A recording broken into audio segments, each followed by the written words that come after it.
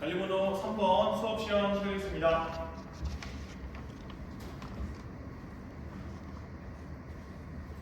네, 선생님과 함께 재밌는 역사 수업 진행해 보도록 하겠습니다.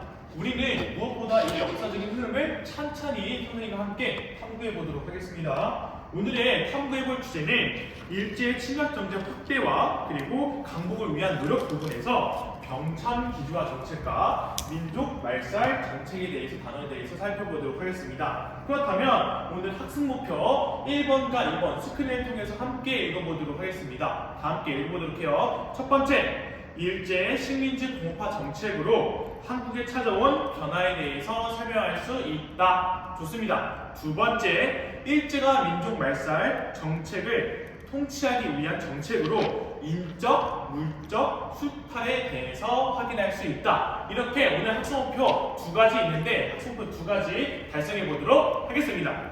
선생님이 수업을 시작하기 전에 항상 먼저 주는 탐구 질문 두 가지 주도록 하겠습니다.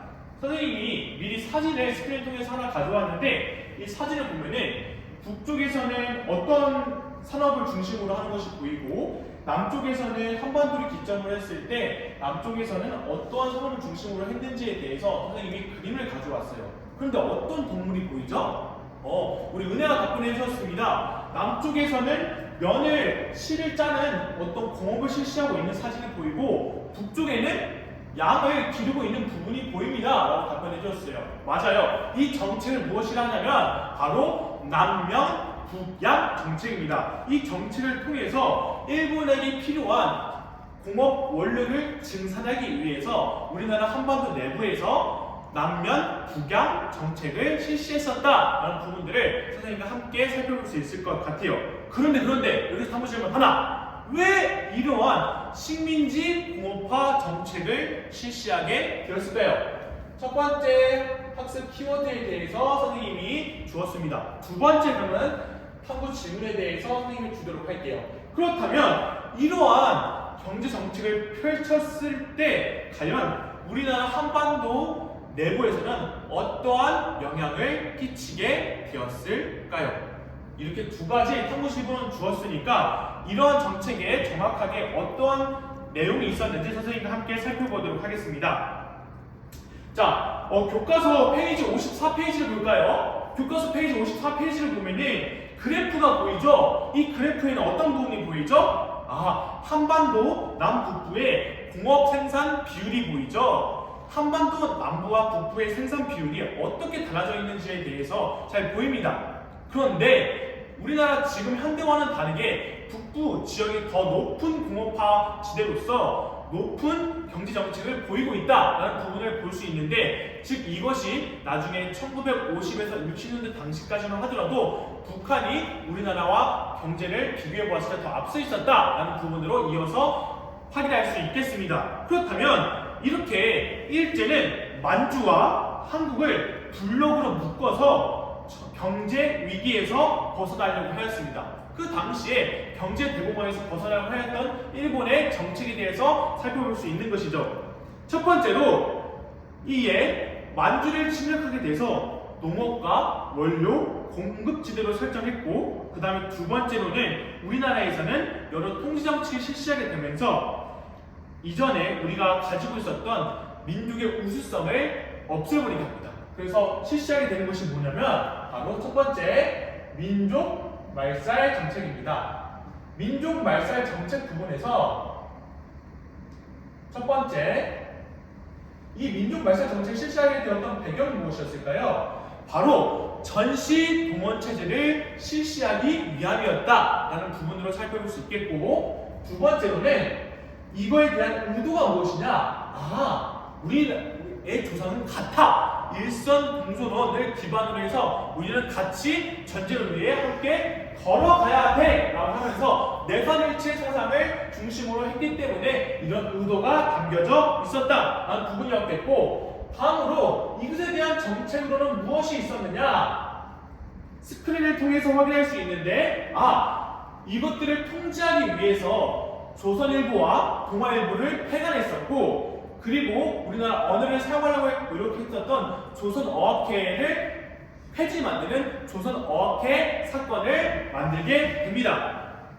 네, 이러한 통치 정책까지 살펴보았으니 이제는 경제 정책으로 넘어가도록 할게요. 그럼 두 번째로 이러한 전시 동원 체제는 어떻게 인적, 물적 차원에서 일어나고 있었느냐 선생님과 함께 살펴보도록 하겠습니다. 전시 동원 체제에서는 무엇보다 1937년에 어떤 전쟁이 일어나죠? 맞아요. 첫 번째 배경으로는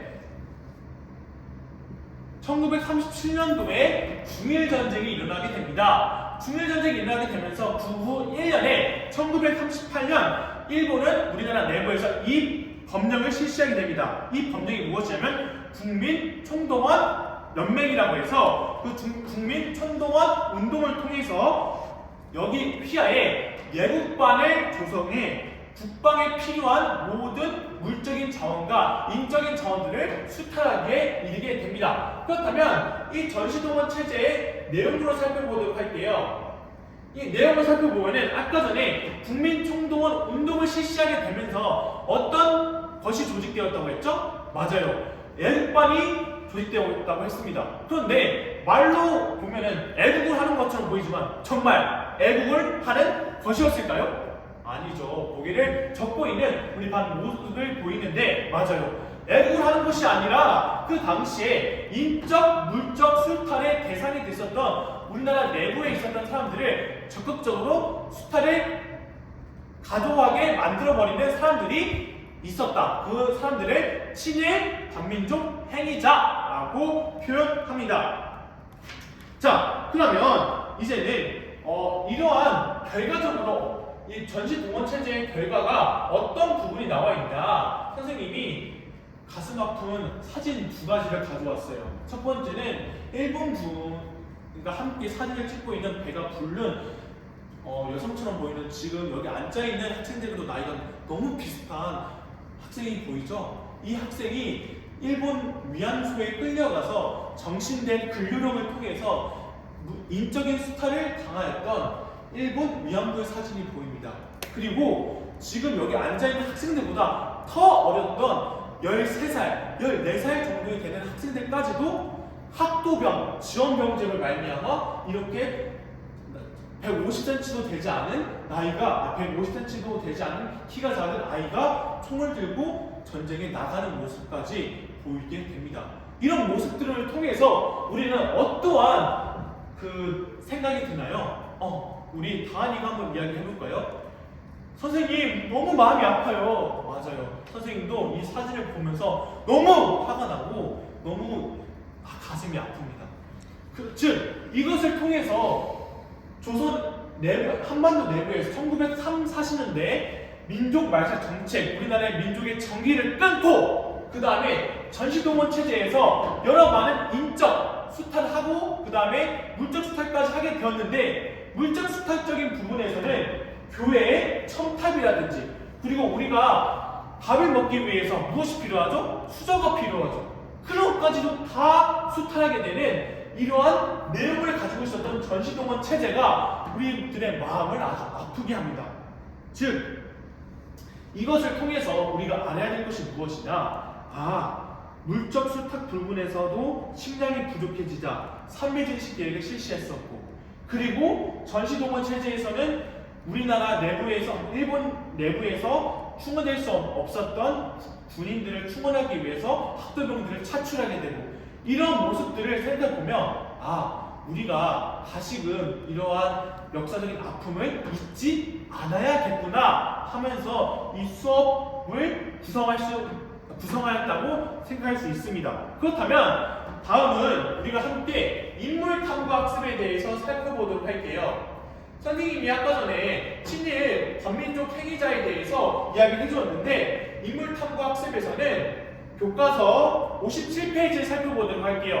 교과서 57페이지에서는 3명의 인물이 나옵니다. 김동인이라는 인물과 김환란이라는 인물과 그 다음에 문명기이라는 인물이 나오는데 다음 수업 시간에는 이것은 블록타임제 수업 시간이기 때문에 다음 수업 시간에는 강제동원에서의 이면의 모습이라는 생각을 통해서 함께 친일 인명 사전을 만들어보는 활동과 민족문제연구소장이 되어서 이러한 인물 탐구 학습을 진행해 보도록 하겠습니다. 그러면 다음 차시에 선생님과 재밌게 1940년대 정책에 대해서 함께 더욱더 정리해보는 시간을 갖고 인물 탐구 학습 진행해 보도록 하겠습니다. 감사합니다.